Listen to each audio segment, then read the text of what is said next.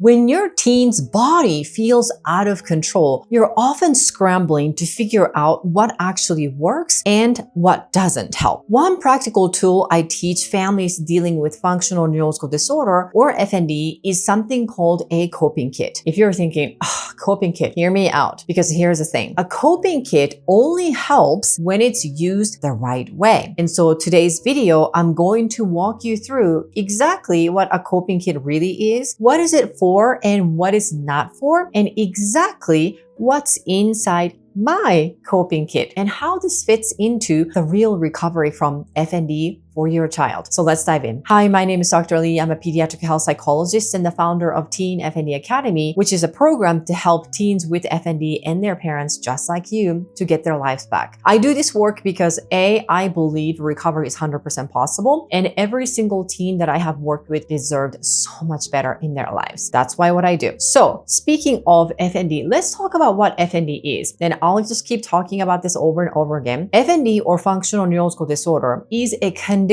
where the brain and the body are not communicating properly. So there's a miscommunication between the brain and the body. The symptoms of FND are so many variabilities, but they are all real. And yes, they are a problem. But the real problem with FND is not symptoms. It might think that way, but it's not. They are just a sign. The real problem for FND is this brain-body miscommunication problem. So that is where we need to focus on, regardless of what the symptoms are for your child, because symptoms can change from time to time. So if you're just stuck on chasing after each symptom, then you're just going to tire yourself out if you haven't already. Coping tools can support that process when they are used correctly, as I mentioned. So a coping kit can help you in a few different areas. It can regulate the brain, body, or the nervous system. And it can also create predictability during stressful moments or when they need to use those things. And it also gives teens something intentional to do instead of feeling helpless or panicked. A coping kit can help reduce escalation and support skill use in that moment. But here's the deal, and this really matters, so I want you to listen carefully. It does not, I repeat, it does not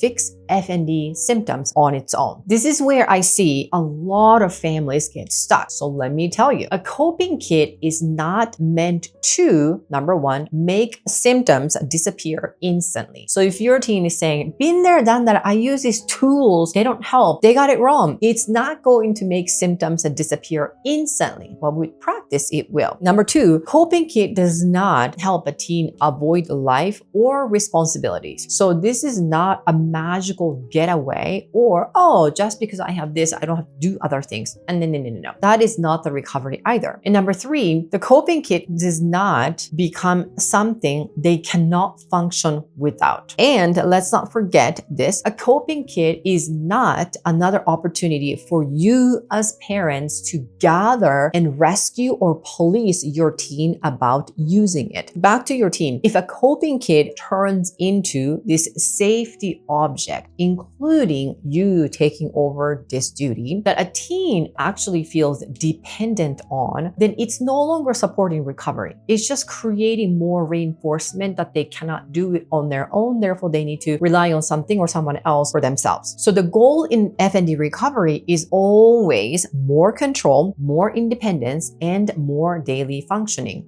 for a teen. It is not about dependence. Let's talk about what's coping kit, right? So a coping kit is literally a kit, like a portable set of tools that helps a teen, A, regulate their nervous system or brain-body miscommunication, ground their body and their mind, and redirect attention. Some people might call it a distraction, but again, distraction is something that they get distracted to. Redirecting attention with intention may look same or feel the same, smell the same on you, but inside of what's happening in them, it's different. The Family Guy shares a handful of practical strategies to help you get out of this survival mode, and it shows why our structured approach gets such a strong result. Grab it from the description below. It is free. Also, the coping kit is a practice skills. They are already learning. It is meant to be simple. It is meant to be intentional. And it is meant to be used as a bridge back to function. That being said, I want to show you what's in my coping kit. And I had this conversation with some teens during a coaching call in my program, Teen FND Academy, and we talk about coping kit a lot. And I actually decided, you know what, let's just be practical, because I do talk about coping kit in my program, and I actually show them what's inside my coping kit. So I want to do that. This is not a checklist. This is just an example. Everybody's coping kit is different, and each item has a purpose. So this is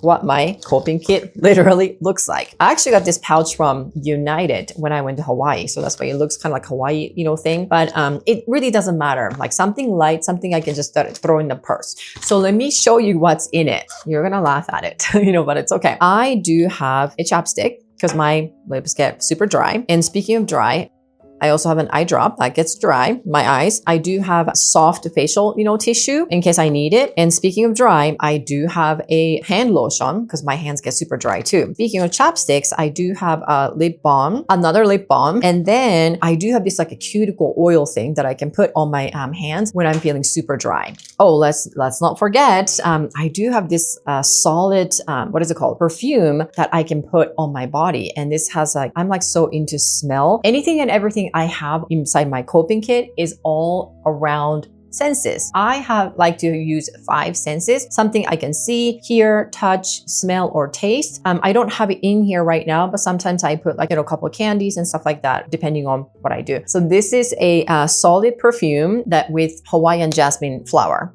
Smell. All of our essential oil. What else? Oh, I forgot about this. Okay, so this is a medication when I used to get super nauseous all the time. And this is a prescribed medication. So that's why I can't really, show you what it is. I'll tell you what, it's probably been expired for like a few years. Again, it's how long I have not used in a while. I do have a comb, for my hair just because I love it. And I do also have this lucky charm that I got from my mom and actually my grandma who passed away. So this is something that I carry it with me all the time. Moisturizing, stuff. That's pretty much it. And I also have a medication backup, that I need to carry just in case. So literally that's it. And I'm not using these items to literally stop discomfort completely. This medication for nausea, I haven't used it in a while. Do I need it? Not really. Is it something that I can carry just in case I need it? Yeah. Does that mean that I'm dependent on it? Not really. So I'm using them to help my body settle so I can move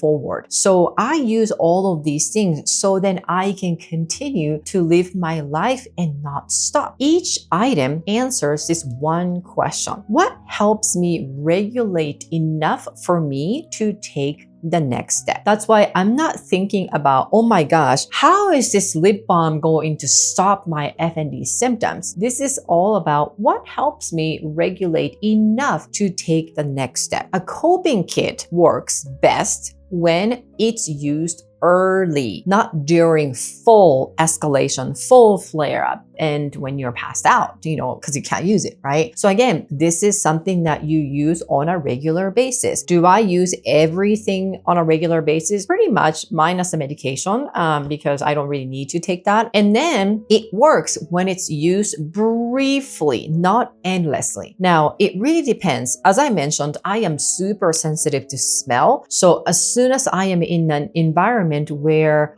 there's a bad smell, or the smell I don't like, right? So I am so get rattled about certain smells, even though other people might feel okay. I'm super sensitive. In that environment, I would probably use a little bit more of, let's just say, my solid perfume, to sort of constantly going back to, okay, this helps me ground it. I don't need to get away. I don't need to run away from anything. I don't need to avoid anything, but this helps me regulate so then I can move forward. And coping it also works when it's used and followed by a return to function. Again, this is not a getaway thing. It is just a bridging from where you are right now to what you want to do and where you want to go next. And after using that coping kit, the question is always, what is my my next step forward? Do I want to continue to use all of the items on my coping kit, or do I need more or less or something different? But really going back to